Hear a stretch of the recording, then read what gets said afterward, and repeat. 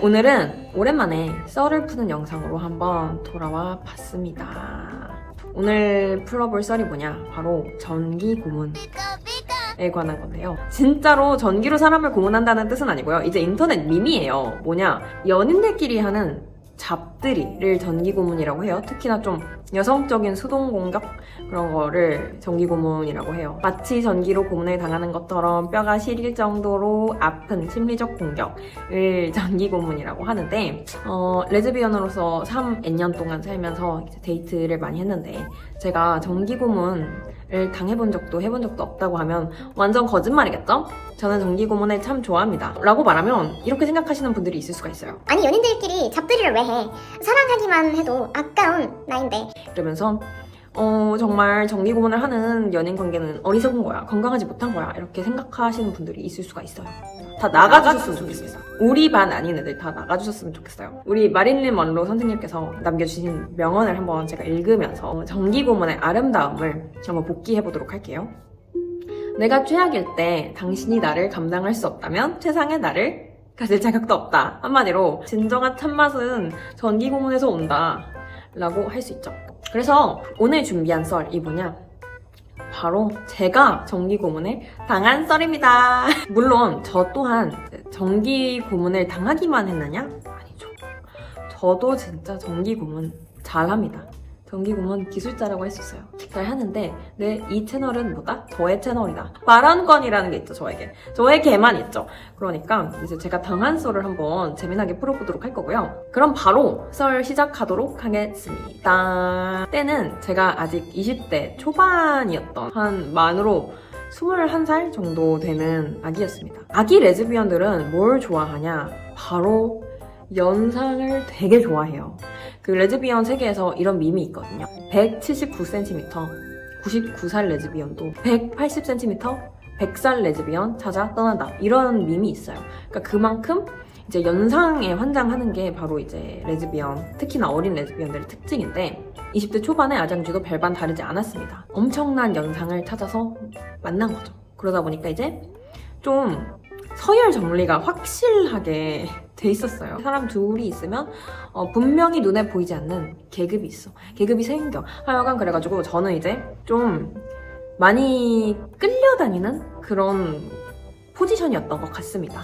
그렇게 됐어요. 그냥 그분이 원래 기가 엄청 세기도 했고 나이 차이도 많이 났고 하여간 그때 제가 만났던 그분을 A라고 하도록 하겠습니다. A님은 이제 언제나 다이어트 중이었어요. 그녀는 정말 밥을 딱 3모이만큼만 먹었습니다. 그녀의 이제 명언이 있는데요. 식당에서 나오는 1인분은 성인 남성 기준으로 맞춰진 거라서 우리는 여자는 딱 그 밥만큼만 먹어야 된다 라는 명언을 항상 하십니다.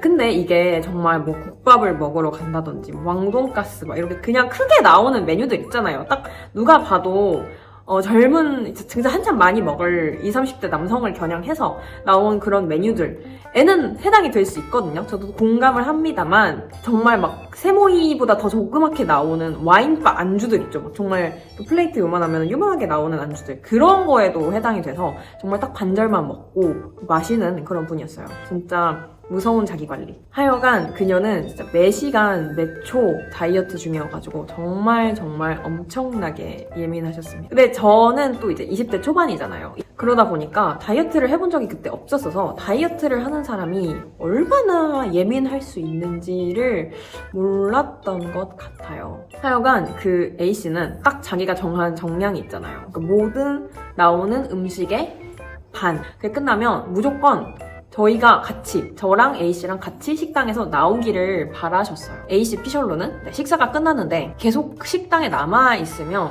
음식 냄새가 나잖아요. 그거를 맡으면 뭔가 울렁인다 이렇게 말씀을 하시면서 무조건 그분 식사가 끝나면 저도 같이 엉덩이를 떼야 돼. 식당에서 나가야 돼. 근데 연애 초반에는 사실 다 맞춰주잖아요. 그래서 저도 연애 초반에는 맞춰줬습니다. 특히나 연애 초반에는 좀 짧게 데이트를 하기도 했고 괜찮았어요. 근데 솔직히 항상 데이트를 그렇게 짧게 하는 건 아니잖아요. 뭐 사귄 기간이 길어질수록 더 오래 같이 있고 싶어 하니까 더 편해지기도 하고. 그래서 어느 날은 한참 이제 서울을 걸어 다니는 데이트를 하고 저녁 시간쯤 돼서 밥을 먹으러 식당에 들어갔습니다. 근데 그날도 어김없이 A씨가 딱 반절만 먹고 이제 일어나자 이러는 거예요. 근데 제가 진짜 너무 배고파서 나 진짜 너무 배고파서 안 될 것 같아. 막 조금만 더 기다려주면 안 돼? 막 이랬어요. 그래서 그 밥을 먹는데 진짜 무서운 일진 언니처럼 턱을 딱 괴고는 정색을 하면서 저를 쳐다보는 거예요. 테이블 아래로 하이힐을 신고 계셨는데 그 A씨가 제 정강이를 까기 시작하시는 거예요. 약간 장난인 것처럼. 어쨌든 이게 뭔가 장난스럽게 통통 이게 아니라 팍! 팍! 한 번씩 치는 거예요. 근데 이게 정말 너무 아파서 멍이 들겠다 싶을 정도로? 그래서 먹다가 너무 깜짝 놀라서 너 왜 그래? 이러니까 대답을 안 해. 대답을 안 하고 비실비실 웃으면서 테이블 아래는 팍! 팍! 그러니까 너무 깜짝 놀라서 그때 약간 엥? 이러고 그렇지 지금 생각해보니까 그냥 완전 사이코패스네. 하여간 아픔의 수위가 어느 정도를 넘어가니까 저도 약간 못 이긴 듯이 알았어 그럼 일어나자 이러면서 일어나서 걸으면서 너무 아프고 기분이 나쁘고 하니까 왜 찬 거야? 이렇게 얘기했더니 아니 너는 그렇게까지 밥이 먹고 싶어? 솔직히 우리가 친구 사이도 아니고 애인 사이인데 좀 맞춰줄 수 있는 거 아니야? 울렁거린다고 했지. 나 좀 아프다고 했잖아. 근데 아픈 사람한테 배려도 못 해주고 너 왜 이렇게 뭐 이기적이야. 막 또 성질을 부리시는 거예요. 걸으면서. 그러면서 또 이제 정량론을 다시 얘기를 하십니다. 내가 반만 먹어야 된다고 태지 여자는. 하여간 그때 이제 처음으로 어떤 이 사람이 되게 아무것도 아닌 일, 그러니까 저에게 있어서 되게 아무것도 아닌 일, 식사라는 일상적인 일로 엄청 심하게 버튼이 눌리는구나를 알았던 것 같아요. 근데 그래도 보통 헤어지잖아요. 저는 헤어지지 않았어요. 그러고 이제 또 시간이 좀 더 흘렀겠죠. 또 정강이에 멍이 좀 나왔었나 봐요. 그래서 또 오래 걷는 데이트를 합니다. 그때도 진짜 엄청나게 배가 고픈 거예요. 대학로인가? 그런 되게 꼬불꼬불하고 뭔가 오르막길도 많이 가야 되고 그런 데서 데이트를 했던 것 같아요. 이든지 하여간 그런 데서 데이트를 했는데 회전초밥집에 갔었어요. 막 이제 레일이 이렇게 있으면 그 속에서 이 초밥 요리사님께서 계속 초밥을 빚으면서 이제 레일에 놔주는 그런 구조였고 이제 손님 테이블마다 이게 막이 있는데 그렇게 높은 막은 아니고 낮은 막이었어요. 그러니까 모두가 서로를 인지는 할 수 있는 그런 구조에 되게 좋은데 사람이 바글바글한 회전초밥집에 갑니다. 그래서 또 초밥을 2접시 정도 먹었는데 어김없이 이제 A씨가 말하면서 눈치를 챈 건데 점점 더 이 식사량이 줄어드네? 하여간 초밥을 2접시 정도 먹었는데 이제 A씨가 이제 그만 먹자. 이 정도면 밥 한 공기야. 이러면서 와 너무 빡센 것 같아. 하여간 이러면서 나가자고 하는 거예요. 근데 이제 너무 많이 걸었고 솔직히 그 초밥 2접시 그러니까 뭐 거의 들어오자마자 5분? 10분? 막 이 정도면은 기다린 시간도 있는데 이건 좀 너무 심하다 싶어서 거의 지금 간에 기별도 안 간다. 좀 기다려라. 이렇게 말했던 것 같아요. 제가 A씨한테. 근데 A씨가 이번에는 뭔가 정색을 한다거나 이러진 않고 되게 짜증난 표정으로 자기 폰을 보는 거예요. 알았어 이러면서 폰을 보고 가만히 계시길래 기다려주나 보다. 이제는 조금 그래도 자기가 좀 심한 걸 아나 보다 라고 생각을 했습니다. 그러고 이제 알았다고 했으니까 기다려준다고 했으니까 저는 이제 제가 먹은 초밥 2접시를 이렇게 빈 접시를 쌓아두고 레일로 손을 뻗어서 제가 먹고 싶은 다른 초밥을 가져와서 이제 이렇게 딱 초밥 뚜껑을 땄어요. 플라스틱 뚜껑을. 근데 딱 따자마자 그 A씨가 엄청 큰 한숨을 쉬더니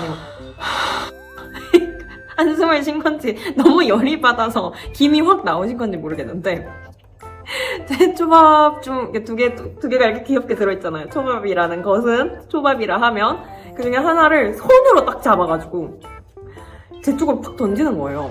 물론 당연히 이게 테이블이 가깝고 그래서 이렇게 시구를 하듯이 던지진 않았겠지만 음식으로 맞은 거잖아요. 그래서 저도 모르게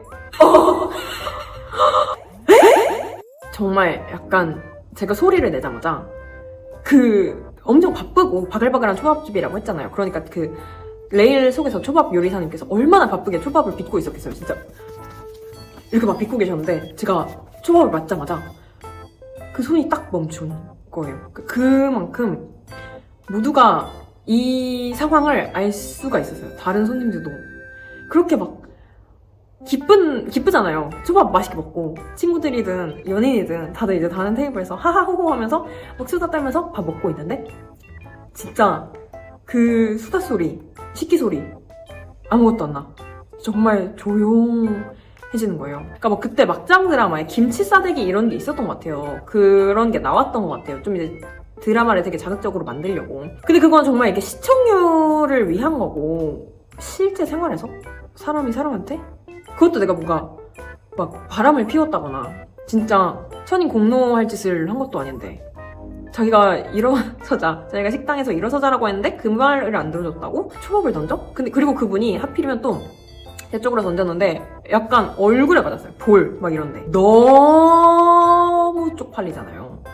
진짜 그때 시간이 딱 멈춘 것처럼 느껴졌어요. 그런 경험 있으세요? 막 지하철역이라든지 신호등 앞에서라든지 너무 이제 늦어가지고 지각해서 미친 듯이 달리다가 대자로 팍 넘어지신 적 있으세요?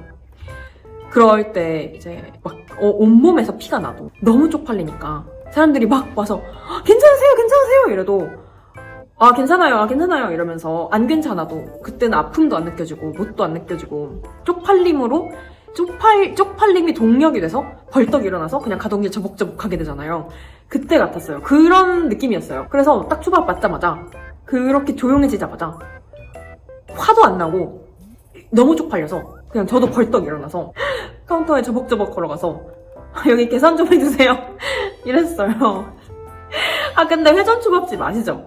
이게 다른 음식점들이랑 다르게 개수를 세셔야 돼요. 그리고 초밥 그릇에 따라서 그 가격 차이도 나잖아요. 그래서 직원분이 오는데 좀 걸려요. 그리고 제가 카운터까지 걸어갔을 때만 해도 A씨가 자기가 좀 심했나? 자기 성질 못 이겨가지고 그런 짓을 하니까 자기도 놀란 거야. 그래서 내가 좀 심했나 보다 하고 그분도 약간 얼어있었어요. 평소와는 다르게. 그래서 좀 얼어있는 동안 제가 카운터로 걸어갈 수 있었던 건데 이제 직원분이 계산을 하러 오시는데 시간이 좀 걸리니까 이제 A씨가 저를 따라오는 거예요. 소리를 광광 지르면서. 그때가 겨울이었는데 제가 롱코트를 입고 있었는데 진짜 A씨가 진짜 말랐거든요? 진짜 약간 요즘에 말하는 뼈 말라, 개 말라 이런 느낌이에요. 근데 광기에서 나오는 힘이었을까? 정말 이제 제 코트 잡고 이렇게 동서남북으로 미친 듯이 흔들기 시작하는 거예요. 자기 분에 못 이겨서. 그러니까 내가 진짜 갈 거라는 생각이 드니까 잡아야겠다라는 마음이 앞서는지 미친 듯이 막 흔듭니다. 근데 직원분이 정말 이런 방구를 안 하고 친구들 그만 싸우세요 이런 말 할 법 하잖아요. 카운터 앞에서 정말 바람 인형처럼 막 흔들리면서 계산 좀 빨리 해주세요. 계산 좀 이러고 있으니까 뭐라 코멘트가 나올만 해. 저는 웃음이라도 한 번 나올만 한데 단 한 번도 안 웃고 정말 정색하시면서 계산 딱 해주시고 진짜 프로셨음. 그러고 이제 저는 계산 됐으니까 초밥집에서 나가야죠. 저의 그 계획은 이거였어요. 그냥 이 사람이랑 얘기를 한마디도 섞지 않고 지하철역으로 가거나 택시를 타거나 해서 이 상황에서 빠져나오고 싶다. 나는 그냥 이 상황에서 나를 싹 드러내고 싶다. 이게 저의 플랜이었기 때문에 이제 그 A씨가 얘기 좀 하자 라고 소리를 치면서 막 매치기를 하고 막 이래도 상대를 안 해줬어요. 제가 그녀의 손아귀에서 빠져나온 적이 없습니다. 저 진짜 샌드백처럼 흔들리면서 다른 사람들이 보기에는 제가 뭔가 투명인간한테 맞고 있는 저 사람은 A씨가 안 보이나? 라고 생각할 수도 있을 것 같아요. 진짜 도끼 있게 아무리 머리가 흔들리고 온몸이 지진난 것처럼 흔들려도 진짜 상대 안 하고. 그리고 제가 하필이면 그때 그 데이트를 했던 동네도 사람이 진짜 많은 곳이라고 했잖아요. 사람이 정말 많았어요. 특히 저녁 먹으러 들어갔던 식당이니까 이제 딱 퇴근 시간일 거 아니에요. 그러니까 막 그 직장인들도 엄청 많았고 막 대학생들도 진짜 많고 이런데 정말 A씨도 도끼가 있는 게 이제 다른 사람들이 눈에 안 보이는 것처럼 그냥 폭력을 행사했달까? 시대를 잘 타는 거지 5년 전이었으면 저희는 페북 스타가 됐을 거고 그때는 아무도 저희를 말리지 않았어요. 그냥 그 길에 있는 모든 사람들이 수근수근 그럴 수밖에 없었다 싶은 게 그 뭐랄까 A씨가 너무 말라서 저한테 위협이 된다고 생각하는 사람은 없었을 것 같아요. 그냥 이제 고성방가 이런 걸로 신고를 했을 수는 있겠지만 하여간 뭔가 경찰이 오거나 이러지도 않았어요. 그러고 이제 누가 영상을 찍거나 사진을 찍거나 이러지도 않았고 역까지 거의 10분 거리도 안 되는 거리였는데 1시간이 돼도 나는 역에 도착할 수가 없는 거. 정말 A씨는 막기의 달인입니다. 만약에 A씨가 조금 더 일찍 태어나셨더라면 저희 나라에는 일본의 침략도 없었을 것 같고요. 분단 국가가 될 일도 없었을 것 같습니다. 하긴 진짜로 진짜 잘 막으셨어요. 아 이거 런닝맨은 불가능하다. 이거는 안 된다. 내가 아무리 노력해도 이 소나기에서 벗어날 수 있는 방법은 없다. 결국엔 이 욕의 한을 풀어주는 것밖에. 그러니까 이 얘기를 들어줘야 되는 거예요. A씨가 하고 싶은 얘기가 무엇이건 간에. A씨가 정말 막 가방으로도 때리고 막 그랬나? 하여간 진짜 저를 어떤 식으로든 간에 이제 자기가 원하는 장소로 밀어 넣었는데 그게 골목길 아니었어요. 근데 이 골목길에 나는 광인과 남겨진 거잖아요. 무서운 거예요. 진짜 공포. 진짜 공포 때문에 원하는 것을 들어주게 됨. 그때서야 너 그래 하고 싶은 말이 뭔데? 이렇게 얘기했더니 우는 거예요. A씨가 울면서 너는 내 말도 안 들어주고 너무 서운하다. 연애 초엔 안 그랬잖아.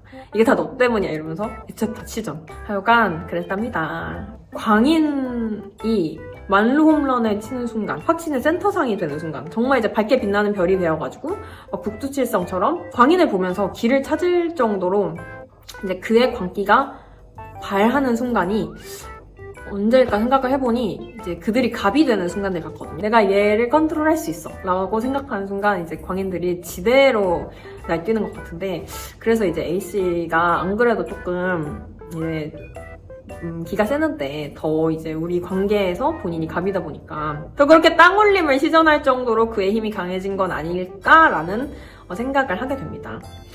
앞에 장난으로 정기고문 없으면 관계가 재미없어 라고 말했는데 지금 다 취소할게요. 말하고 나니까 너무 무섭고 밥을 못 먹는다는 거 진짜 힘든 것 같습니다. 그래서 A씨에 관한 썰은 무궁무진해요. 그래서 이제 또 기회가 되면 풀어보도록 하겠습니다. 그럼 안녕!